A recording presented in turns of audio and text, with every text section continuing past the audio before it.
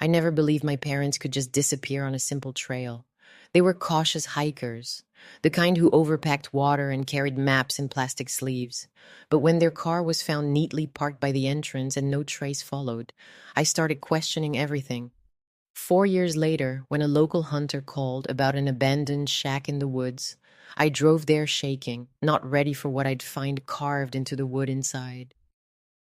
When I think about that summer in 2018, I still smell the pine needles and hear the crunch of gravel under my father's old hiking boots. My parents, Harold and Margaret Benton, were the kind of people who believed nature could heal anything. They'd been retired for a few years, and Sunday hikes were their tradition. They had this way of treating every trail like a pilgrimage, a chance to reconnect, to talk about old memories, or just walk in silence. That last Sunday, June 10th, started no differently. They packed their lunch, grabbed their walking sticks, and told me, their only daughter, that they'd be back before dinner. When they didn't come home that night, I didn't panic at first. I told myself they'd stayed out to watch the sunset or lost track of time. But when it hit midnight and their phones went to voicemail, something inside me shifted. By the next morning, police were involved. Search teams combed the Maple Hollow Trail in northern Wisconsin. Drones, dogs, volunteers, everyone looked. The only thing they found was their car, locked, untouched, parked neatly by the trailhead. Inside was their picnic cooler, still packed. The ranger said it looked like they'd never even started the hike, but I knew they had. Dad was meticulous. He logged every hike in a little spiral notebook he kept in the glove box. That day's page had Maple Hollow Loop, 610, moderate terrain, and under that, one single word, together. For months, I clung to hope.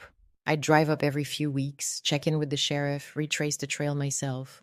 But with every passing season, every leaf that fell, every snow that melted, the silence grew heavier. By year 2, people stopped calling to ask for updates.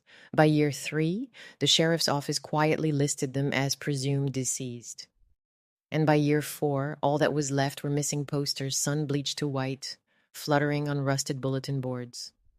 Still, I couldn't let go. Then one August afternoon in 2022, I got a call from a man named Earl Peterson, a hunter who often roamed that area. He said, "Ma'am, I found something you might want to see. Old shack. Didn't notice it before because the brush was too thick. It's got initials on the inside door. Thought you should know." I didn't say a word for a long moment because I knew deep down that call was about them.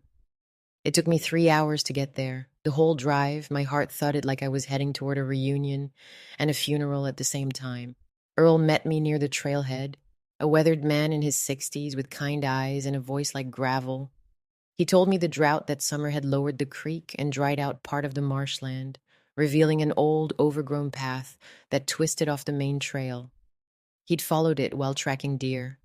We hiked in silence for about half an hour before I saw it. The shack. It looked ancient, like something built by hand decades ago. Gray wood warped by weather, roof half collapsed, thick vines crawling up the sides. The doors were chained shut with an old rusted link. It didn't belong there. It wasn't on any park map, and the ranger station had never mentioned it. Earl handed me a crowbar from his truck. "Take your time," he said quietly. "I'll stay back." I hesitated. My hands shook as I pried the chain loose. The door creaked open, releasing a stale, cold smell. Earth, rot, and time. Inside, light filtered through gaps in the wood. Dust floated like tiny stars. The air felt thick, heavy, with something sacred.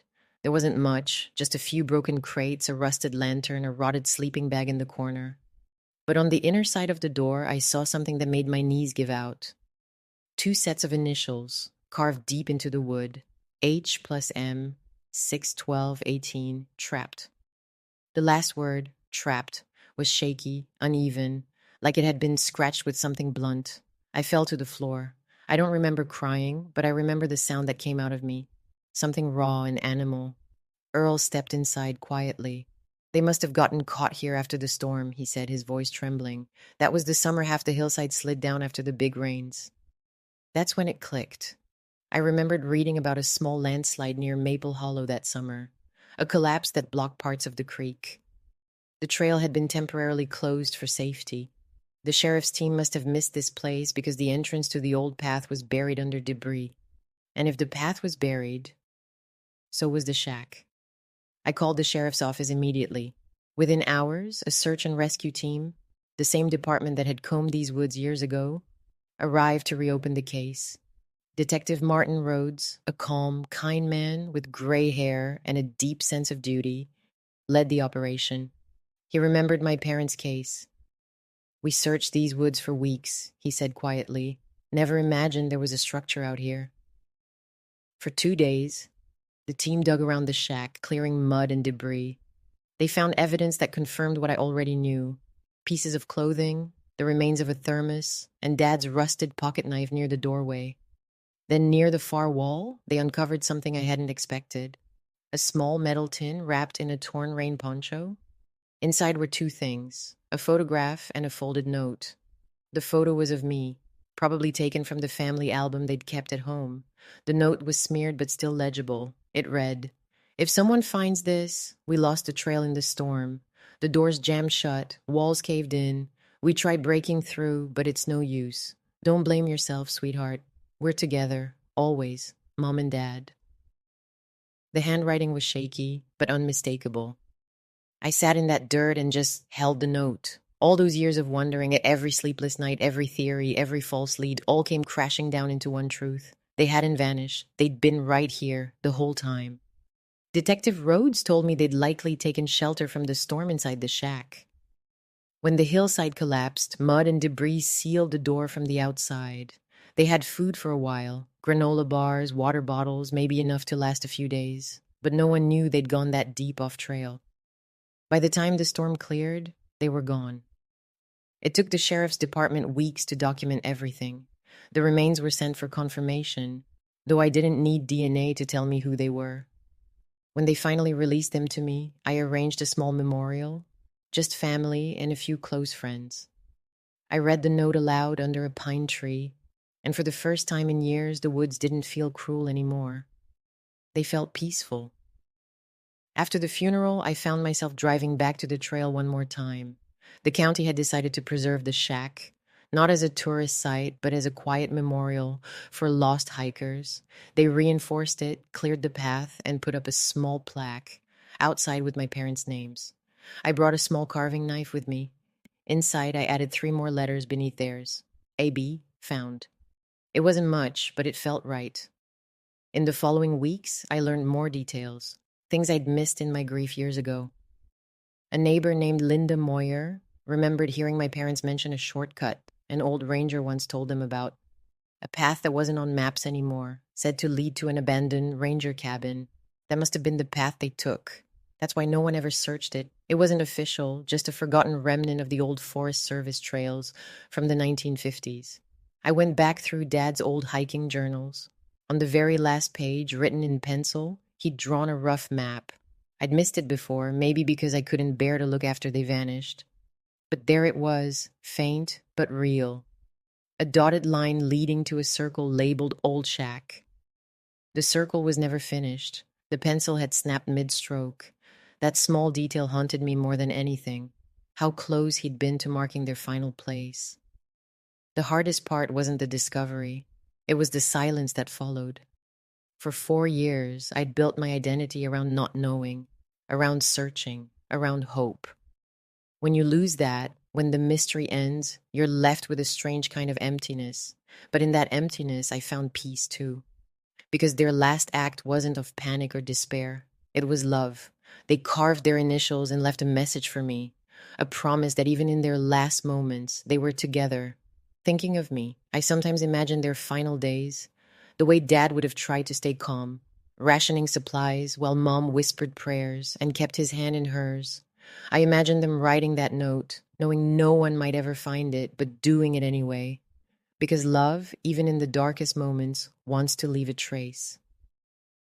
A few months later, on what would have been their 50th anniversary, I hiked the Maple Hollow Trail again, this time with a small group of locals who'd helped search years ago. The forest had changed, the drought had passed, the brush had regrown, and the creek ran clear again.